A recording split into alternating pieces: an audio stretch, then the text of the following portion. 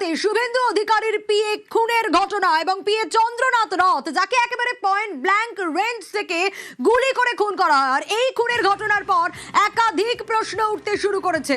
মধ্যমগ্রামের দোহারিয়ায় বাড়ির একেবারে কয়েক মিটারের মধ্যে শুট আউটের ঘটনা ঘটে। শুভেন্দু অধিকারীর পিএর গাড়ি আটকে দুষ্কৃতীদের গুলি আর মৃত্যু নিশ্চিত করতে 12 থেকে 16 রাউন্ড গুলি চালানো হয়। চন্দ্রনাথের মাথা, বুক ও পেটে গুলি লাগে। হাসপাতালে নিয়ে গেলে শুভেন্দুর পিএকে মৃত ঘোষণা করা হয়।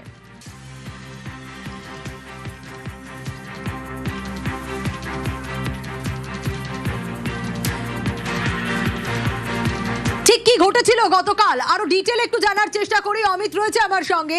অমিত, গতকাল ঠিক ওই 10:10 থেকে 10:25 যে ভয়ঙ্কর ঘটনা ঘটে, ঠিক কি ঘটেছিল একবার জানতে চাইবো তোমার কাছ থেকে।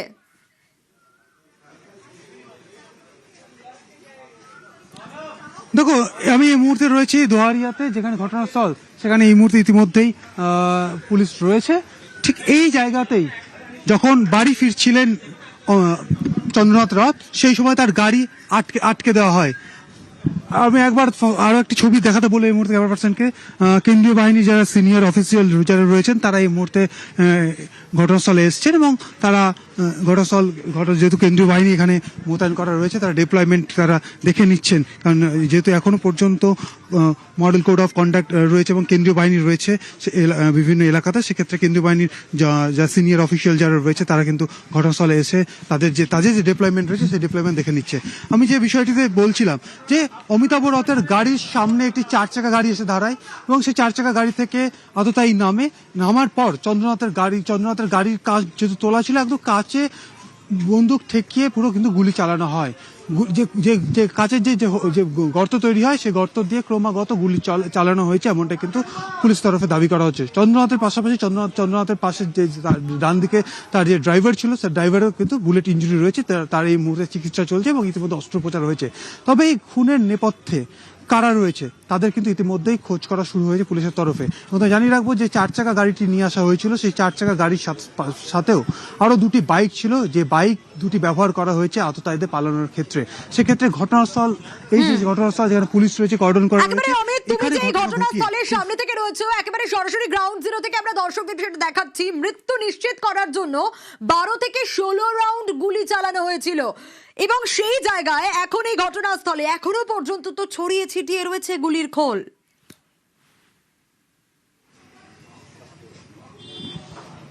একেবারে সনিয়া, আমি ক্যামেরা পার্সনকে সরাসরি একবার দেখানোর জন্য বলবো জায়গাটি। দেখো, এই মুহূর্তে পুলিশের তরফে কর্ডন করে দেওয়া হলো। আমরা এই নিউজ 18 বাংলার প্রথম দেখিয়েছিলাম যে এখনো পর্যন্ত সকালে বুলেটের খোল বা কার্টিজের যে খোল সেটা কিন্তু পড়ে রয়েছে। সেক্ষেত্রে এই মুহূর্তে নিউজ 18 বাংলাতে সেই খবর সম্প্রচার হওয়ার পরে পুলিশের তরফে তৎপরতা দেখা গেল। পুলিশ এসে জায়গাটাতে কর্ডন করে দিয়েছে এবং এখনো পর্যন্ত সকালে এই যে দেখাবো, এখনো পর্যন্ত এই যে বুলেটের খোল কিন্তু এখানে পড়ে রয়েছে এবং এই জায়গাটি কিন্তু কর্ডন করে দেওয়া হয়েছে পুলিশের তরফে। এবং জানিয়ে রাখবো যে বেশ কয়েক রাউন্ড গুলির কথা যে বলা হচ্ছে, সেক্ষেত্রে ঘটনাস্থল থেকে প্রায় 100 মিটার দূরে এখনো পর্যন্ত বুলেটের খোল কিন্তু পড়ে রয়েছে। এবং রাতে প্রত্যক্ষদর্শীরা যে তাদের যে স্টেটমেন্ট, তাদের যে বয়ান ছিল, তা থেকে তারা যেটা বলছেন, তারা কয়েক রাউন্ড তারা গুলির শব্দ শুনতে পেয়েছিলেন। এবং তার অমিতাভ চন্দ্রনাথ রথের যে শরীরে একাধিক জায়গাতে কিন্তু বুলেট ইঞ্জুরি, বিশেষ করে পেটে, বুকে কিন্তু বুলেট ইঞ্জুরি মার্ক রয়েছে। এছাড়া তার যে একেবারে এই যে গুলি লেগেছে একের পর এক, চন্দ্রনাথের 5টি গুলি লাগে এবং ইতিমধ্যেই আমরা জানি যে রাতেই তাকে নিয়ে যাওয়া হয় হাসপাতালে, মৃত ঘোষণা করা হয়। বারাসত মেডিকেলে নিহত চন্দ্রনাথের ময়না তদন্ত এবং সে বিষয়ে কি আপডেট পাওয়া যাচ্ছে এখনো পর্যন্ত। জিয়াউল রয়েছে আমার সঙ্গে, জিয়াউলের কাছ থেকে জানবো। তবে তার আগে আরো একবার জানাই আপনাদের, ময়না তদন্তের জন্য ইতিমধ্যেই 3 সদস্যের টিম গঠন করা হয়েছে। বারাসত মেডিকেলেই হবে ময়না তদন্ত নিহত চন্দ্রনাথ রথের। এই যে 12 থেকে 16 রাউন্ড গুলি চালানো হয়, এর মধ্যে 5টি গুলি লাগে চন্দ্রনাথের। আর একটু ডিটেইল জানার চেষ্টা করি এই ময়না তদন্ত সম্পর্কে, পোস্টমর্টম নিয়ে কি আপডেট পাওয়া যাচ্ছে এখনো পর্যন্ত জিয়াউল।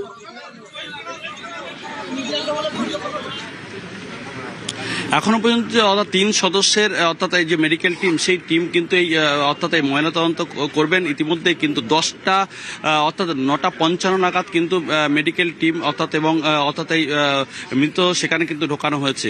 ফলে 10:30টার সময় কিন্তু শুরু হবে ময়নাতদন্ত, এখনো পর্যন্ত জানা যাচ্ছে। ফলে এই মুহূর্তে কিন্তু অর্থাৎ এই অর্থাৎ তার ভাই অর্থাৎ তিনি কিন্তু একেবারে মেদিনীপুর থেকে এসেছেন, এই মুহূর্তে তিনিও কিন্তু মর্গে গেছেন। কিন্তু যেভাবে অর্থাৎ হাড়হিম হত্যাকাণ্ড এবং যেভাবে খুব কাছ থেকে গুলি করা হয়েছে, এখনো পর্যন্ত যেটা হাসপাতাল সূত্রে খবর যে 6টি বুলেট তার শরীরে লাগে। একটি হচ্ছে আইফোনে গেঁথে যায় এবং বাকি 5টি শরীরের অংশ অর্থাৎ একটি মাথা, ঘাড় এবং বুকে একাধিক জায়গায় কিন্তু লাগে। মোট 6টি বুলেট কিন্তু তার শরীরে লাগে। তারপরেই কিন্তু সেই আহতরা সেখান থেকে পালিয়ে যায়। কিন্তু একাধিক সিসিটিভিতে নজর রাখা হয়েছে। এখনো পর্যন্ত সিসিটিভি ফুটেজ, একাধিক যে সিসিটিভি ফুটেজে রাস্তা রয়েছে, সেই রাস্তা সিসিটিভি ফুটেজ খতিয়ে দেখা হচ্ছে কারা এই ঘটনার সঙ্গে যুক্ত, কি কারণে এই খুন করা হয়েছে। ফলে এত কাছ থেকে একেবারে শুভেন্দুর যে আপ্তসহায়ক তাকে খুন করা হয়েছে। ফলে তার মৃতদেহ এখানে বারাসাত মর্গে রাখা হয়েছিল। এই মুহূর্তে কিন্তু বারাসাত মর্গ থেকে অর্থাৎ যে ফ্রিজাবে রাখা হয়েছিল সেখান থেকে কিন্তু যে বারাসাত মর্গ অর্থাৎ যেখানে পোস্টমর্টম হবে অর্থাৎ ময়নাতদন্ত হবে, সেই মর্গে তুমি দেখতেই পাচ্ছ একেবারে পুলিশি নিরাপত্তা অর্থাৎ একেবারে বাহিনী রয়েছেন এবং রাজ্য পুলিশ রয়েছেন। ফলে সেখানেই কিছু আগেই কিন্তু সে মৃতদেহ সেখানে ঢোকানো হয়েছে। ফলে এখনো পর্যন্ত প্রায় 20 মিনিট অতিক্রান্ত। ফলে ভিতরে ময়নাতদন্তের কাজ চলছে ইতিমধ্যেই। অর্থাৎ তার ভাইও কিন্তু এই মুহূর্তে ঘটনাস্থলে এসেছেন। ফলে যেভাবে অর্থাৎ এই খুন করা হয়েছে এবং নৃশংস হত্যা করা হয়েছে বলা হচ্ছে, ফলে খুব কাছ থেকেই পরপর তাকে লক্ষ্য করে গুলি করা হয় এবং তার মৃত্যু নিশ্চিত করার পরেই কিন্তু তারা বাইক নিয়ে সেখান থেকে পালিয়ে যায়, এমনটা কিন্তু জানা যাচ্ছে। কিন্তু যেভাবে যেভাবে এই খুনের ঘটনা সামনে আসছে এখনো পর্যন্ত তাতে একটা বিষয় স্পষ্ট যে খুব পরিকল্পনা করে খুন করা হয়েছে। তার কারণ এই যে গাড়ি আটকানো হলো, তারপর সেখানে পয়েন্ট ব্ল্যাঙ্ক রেঞ্জ থেকে গুলি করা হলো, তারপর বাইক নিয়ে বেরিয়ে যাওয়া হলো। কিন্তু কিভাবে জানা গেল যে এই সময় আসবেন চন্দ্রনাথ, কোথা থেকে আসবেন, কিভাবে আসবেন, কোন সময় আসবেন, এই প্রশ্নগুলো তো ইতিমধ্যেই দানা বাঁধতে শুরু করেছে। অমিত রয়েছে আমার সঙ্গে, অমিতের কাছ থেকে জানবো। অমিত, শুভেন্দু অধিকারী অভিযোগ করেছেন একেবারে পরিকল্পনা মাফিক খুন এবং যা দেখা যাচ্ছে খালি চোখে তাতে এটা স্পষ্ট বোঝা যাচ্ছে। কিন্তু এই যে কখন আসবেন, কখন যাবেন, কোন রাস্তা দিয়ে আসবেন, কখন বাড়ি ঢুকবেন, এর জন্য তো একেবারে রেকি করা প্রয়োজন।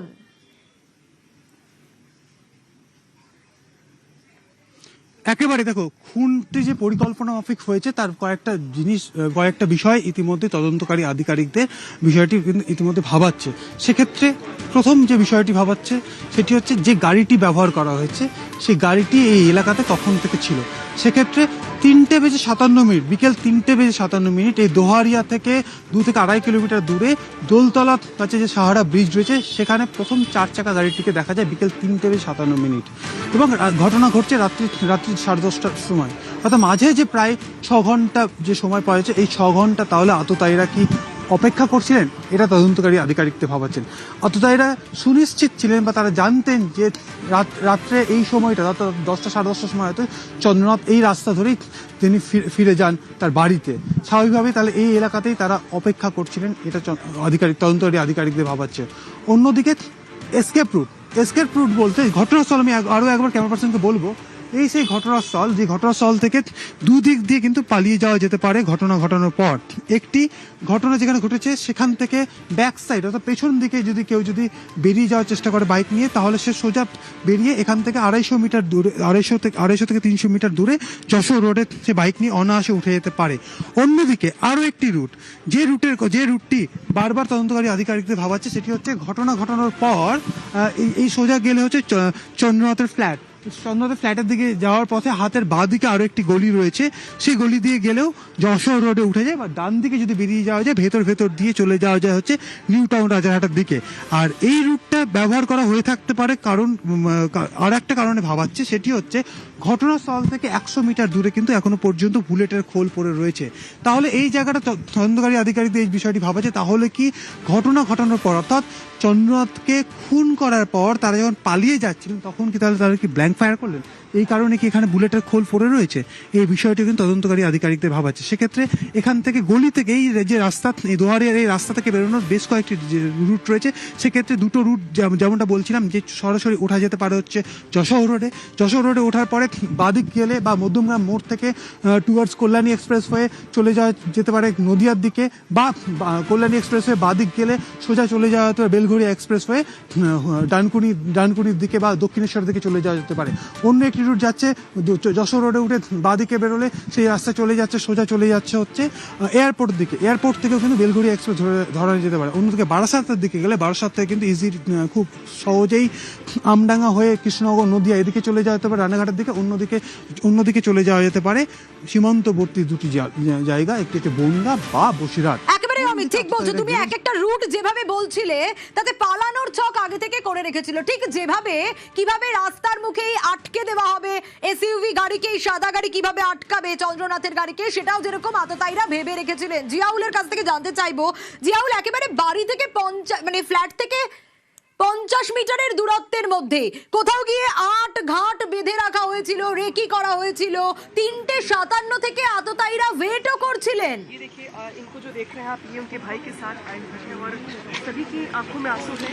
একদম দেখো, তার কারণ একেবারে অর্থাৎ দোহারিয়া, অর্থাৎ যশোর রোডের উপরে দোহারিয়া, সেখান থেকে মাত্র 700 মিটার দূরেই 500 মিটার দূরেই কিন্তু এই একেবারে চন্দ্রনাথ রথের সেখানে কিন্তু বাড়ি, এবং সেই বাড়ির ঠিক 50 মিটার আগেই কিন্তু তাকে সেখানে গুলি করা হয়। অর্থাৎ আততায়ীরা সেখানে বসেছিলেন এবং যে সাদা গাড়ির কালো কাজ দেওয়া গাড়ি, ফলে চন্দ্রনাথ কোথায় বসে রয়েছে সেটাও কিন্তু নিশ্চিত করেন এই আততায়ীরা। এবং অনেক আগে থেকে কিন্তু সেখানে রেকি করে সেখানে ছিলেন। তার কারণ কখন তিনি ঢুকবেন, অর্থাৎ যে 10:20 নাগাদ যিনি ঢুকলেন, এটা কিন্তু একেবারে তারা নিশ্চিত ছিলেন যে অর্থাৎ এই গাড়িতে এই সময় কিন্তু আসবেন। এবং চন্দ্রনাথ এটাও জানা যাচ্ছে যে মেদিনীপুরে বাড়ি হলেও তিনি কিন্তু মাঝে সাঝে কিন্তু এখানে আসতেন এবং সবসময় এখানে থাকতেন না। ফলে কালকে যে তিনি এখানে আসবেন সেটাও কিন্তু দুষ্কৃতীরা আগে থেকে জানতে পেরেছিল, এবং জানার পরেই তারা কিন্তু সেখানে ওত পেতে বসেছিলেন। এবং তুমি যেমনটি বলছিলে, প্রায় 3টের পর থেকে তারা কিন্তু এলাকায় রেকি করেছে। তার কারণ অত্যন্ত জনবহুল এলাকা এই দোহারিয়া এলাকা, মধ্যমগ্রাম থেকে বারাসাত, মধ্যমগ্রাম থেকে একেবারে এয়ারপোর্ট প্রায় 4 কিলোমিটার রাস্তায়, সেখানে প্রায় 100-র বেশি কিন্তু সিসিটিভি ক্যামেরা রয়েছে।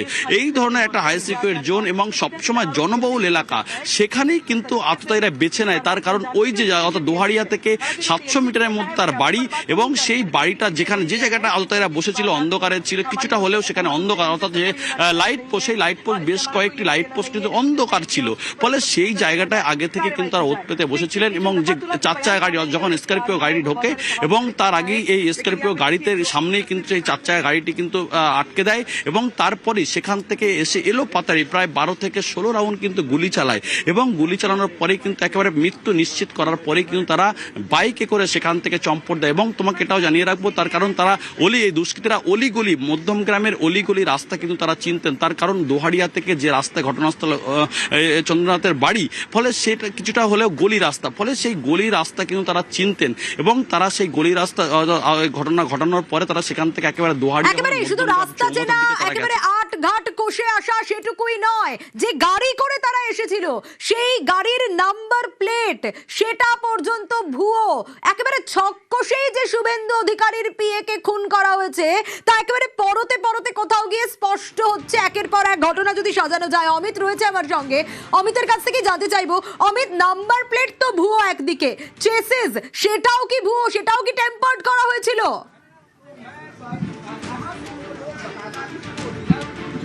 দেখো, নাম্বার প্লেট গাড়িতে যদি ব্যবহার করে সেটি কিন্তু ভুয়ো, কারণ যে নাম্বার প্লেট ব্যবহার করা হচ্ছে সেই নাম্বার প্লেট যদি এক্সামিন করা হয় পুলিশের তরফে, দেখা যাচ্ছে ওই নাম্বার প্লেটটির রেজিস্ট্রেশন পাওয়া যাচ্ছে হচ্ছে শিলিগুড়িতে। অন্যদিকে নাম্বার প্লেটটি ভুয়ো হিসেবে ব্যবহার করা হয়েছে। এছাড়া গাড়ির চেসিস নাম্বার কিন্তু বিকৃত করা হয়েছে, আততায়ীরা তাই করেছে। কারণ যে 4 চাকা গাড়িটি ধরা পড়েছে সেই গাড়ির আসল মালিককে বা যে গাড়িটির রেজিস্ট্রেশন কোথায় হয়েছে সেটা যদি জানা সম্ভব হয় চেসিস নম্বর ধরে, সেই চেসিস নম্বরই কিন্তু বিকৃত করে দেওয়া হয়েছে। অর্থাৎ গাড়ির ইঞ্জিনে থাকা চেসিস নাম্বারকে ঘষে দেওয়া হয়েছে, তারপরে নিকেলিং করে দেওয়া হয়েছে। অন্যদিকে গাড়ির গেটে বা 4 চাকা গাড়ি যে গেটে এবং বডিতে যে চেসিস নাম্বার ছিল সেই চেসিস নাম্বারগুলো কিন্তু একদম পুরো ঘষে ফেলা হয়েছে, যাতে গাড়িটি ধরা পড়লেও গাড়ির আসল মালিককে, গাড়িটি কোথা থেকে রেজিস্ট্রেশন, কোন আরটিওতে গাড়িটি রেজিস্ট্রেশন হয়েছে, কিছুই যাতে পুলিশ যাতে জানতে না পারেন এই কারণে পুরোটা পরিকল্পনা করা হয়েছে। সেই জায়গা থেকে পুলিশ বারবার যেটা বলছে বা দাবি করছে যে এই খুনের নেপথ্যে পূর্ব পরিকল্পিত খুনের ঘটনা কিন্তু আগে থেকে প্ল্যান করা হয়েছে। কখন চন্দ্রনাথ বাড়ি ফিরবেন সেই টাইমটা দীর্ঘদিন ধরে হয়তো তার উপর নজর রাখা হয়েছে, রেকি করা হয়েছে, এলাকায় বারবার গাড়ি নিয়ে ঘোরা হয়েছে কারণ কোন রুট দিয়ে এসকেপ করা যায়, এবং পরিকল্পনার মধ্যেই পড়ছে গাড়ির চ্যাসিস নাম্বার কিন্তু বদলে ফেলা বা বিকৃত করে দেওয়া। বেশ। আর রাতেই মধ্যমগ্রামে হাসপাতালে যান শুভেন্দু অধিকারী। আত্মসহায়ক খুনে রাজনৈতিক যোগ উড়িয়ে দিচ্ছেন না শুভেন্দু। পরিকল্পনা করে ঠান্ডা মাথায় খুনের অভিযোগ, দোষীদের রেয়াত নয়, হুঁশিয়ারি শুভেন্দু অধিকারীর। পরিকল্পিত ঠান্ডা মাথায় এই খুন সংঘটিত করা হয়েছে। গত 2-3 দিন ধরে রেকি করে একটি ফলস নাম্বার প্লেট লাগানো গাড়ি নিয়ে এটা করা হয়েছে। তারা এটার নিষ্পত্তি করবেন। ডিজিপি সিদ্দিনাথ গুপ্তা নিজে এসেছিলেন, তারা বলেছেন যে তারা অতি দ্রুত চিহ্নিত করবেন এবং প্রাথমিকভাবে যা তারা পেয়েছেন এটি একটি পরিকল্পিত আইন হাতে নেবেন না, শান্তি রক্ষার বার্তা শুভেন্দু অধিকারীর। আমরা গোটা রাজ্যে বিজেপি কর্মী সমর্থকদের বা বিজেপি বিধায়ক সাংসদদেরকে যারা সহযোগিতা করেন তাদের প্রত্যেককে অনুরোধ করব, আপনারা কেউ আইন হাতে তুলে নেওয়ার দরকার নেই, যাতে অভয়ার মতো বিচারহীন না থাকে তার ব্যবস্থা আমরা সকলকে অনুরোধ করব। শান্তি বজায় রাখুন এবং এই পরিবারগুলোর পাশে থাকুন। আর এই যে আত্মসহায়ক চন্দ্রনাথ, তিনি 8 বছর ধরে শুভেন্দু অধিকারীর সঙ্গে ছিলেন, অর্থাৎ 8 বছর ধরে শুভেন্দু অধিকারীর আত্মসহায়ক হয়েছিলেন। কিন্তু তার আগে এই চন্দ্রনাথের লাইফ কিরকম ছিল, কি কাজ করতেন তিনি? কারণ 2019 থেকে শুভেন্দু অধিকারীর আত্মসহায়ক। একটু জানার চেষ্টা করব সুস্মিতার কাছ থেকেই। সুস্মিতা রয়েছে আমার সঙ্গে। সুস্মিতা, 2019 থেকে শুভেন্দু অধিকারীর সঙ্গে চন্দ্রনাথ রথ, তার আগে কি করতেন ইনি?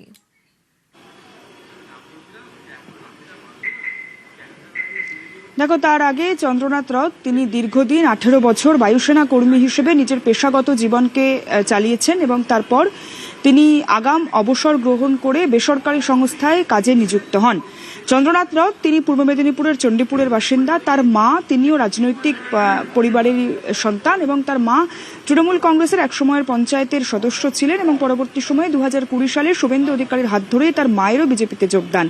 2019 থেকে খাতায় কলমে চন্দ্রনাথ শুভেন্দু অধিকারীর আত্মসহায়ক হিসেবে নিয়োজিত বা নিযুক্ত হলেও তার আগে থেকেই দীর্ঘদিনের শুভেন্দু অধিকারীর সঙ্গে তার ব্যক্তিগত সম্পর্ক, এবং যারা খুব কাছ থেকে শুভেন্দু অধিকারী কিংবা চন্দ্রনাথ রথকে দেখেছে বা তাদের সম্পর্ককে চাক্ষুষ করেছে তারা অন্তত জানে যে শুভেন্দু অধিকারী এবং চন্দ্রনাথ রথ দুজনের মধ্যে যে সম্পর্ক তা সন্তান এবং পিতার সম্পর্ক ছাড়া কম নয়। শুভেন্দু অধিকারী তিনি গতকাল যখন হাসপাতালে ঢুকেছেন, তিনিও যে তার বডি ল্যাঙ্গুয়েজ সেটা যেমন প্রমাণ করেছে, তেমন তিনি বাইরে বেরিয়ে এসে ক্যামেরার সামনেও বলেছেন ভগ্ন হৃদয় নিয়ে তিনি গিয়েছেন সেখানে।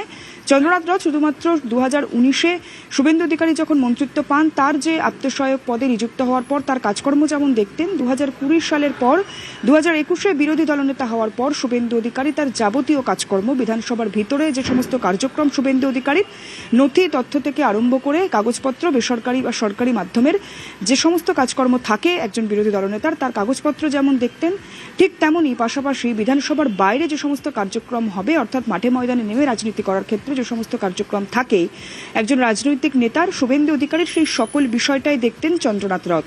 অর্থাৎ ক্যামেরার সামনের শুভেন্দু অধিকারী এবং ক্যামেরার পিছনের শুভেন্দু অধিকারী, গোটা বিষয়টাকেই চন্দ্রনাথ রথ ছায়া সঙ্গীর মতো তার দায়িত্ব পালন করেছেন। তার পাশাপাশি ভোট পর্বে ভবানীপুর কেন্দ্র থেকে শুভেন্দু অধিকারী নির্বাচিত জনপ্রতিনিধি হওয়ার আগে পর্যন্ত সেখানকার যিনি প্রার্থী হওয়ার পর থেকে ভবানীপুর কেন্দ্রে একটানা লাগাতার কাজ করে গিয়েছেন চন্দ্রনাথ রথ। তার কারণ নন্দীগ্রাম এবং ভবানীপুর দুই কেন্দ্রেই শুভেন্দু অধিকারীকে সমান তালে নির্বাচনী প্রচার সামলাতে হয়েছে। সুতরাং ভবানীপুর কেন্দ্রে শুভেন্দু অধিকারীর অবর্তমানে যাবতীয় কাজকর্ম রাজনৈতিক পরিচালনা, কর্মীদেরকে উজ্জীবিত করা, সেই কাজটা ক্যামেরার পেছন থেকে করে যেতেন চন্দ্রনাথ রথ। অর্থাৎ বায়ুসেনা কর্মী, প্রাক্তন বায়ুসেনা কর্মী, যিনি 18 বছর বায়ুসেনা মারফত দেশের সেবায় নিজেকে নিয়োজিত ছিলেন। চণ্ডীপুরের বাসিন্দা এই চন্দ্রনাথ রথ রহরা রামকৃষ্ণ মিশনের ছাত্র, তিনি অত্যন্ত মেধাবী ছাত্র, তার পরিবারের লোকজন এবং পাড়ার লোকজন যেমন বলছেন। তার পাশাপাশি তিনি দীর্ঘদিনের শুভেন্দু অধিকারীর ছায়া সঙ্গী, শুধুমাত্র 8 বছর খাতায় কলমে শুভেন্দু অধিকারীর আত্মসহায়ক থাকলেও দীর্ঘদিনের সম্পর্ক শুভেন্দু অধিকারীর সঙ্গে, যিনি কলকাতায় কাজের সুবাদে এই মধ্যমগ্রামের ফ্ল্যাটে থাকতেন। সোনিয়া। একেবারে সুস্মিতা, পূর্ব মেদিনীপুরের চণ্ডীপুরে চন্দ্রনাথের বাড়ি, দোষীদের করা শাস্তির দাবি পরিবারের।